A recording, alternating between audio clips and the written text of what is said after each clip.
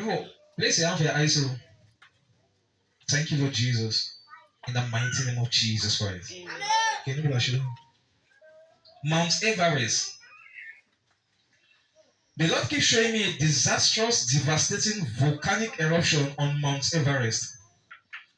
That's the tallest, greatest mountain of the world, beginning with a horrible, uncontrollable blasting of two very huge black rocks, one on each other, on top of this mountain, vomiting out hot, wet lava mixed with different colors, showing precious stones and minerals in the lava, which must be seen clearly in molten magma stage of foam. This eruption will travel or vomit lava to very wide range around it, causing roads to be unused for a short period of time so that they are all repaired after the lava turns to magma. Okay, next prophecy.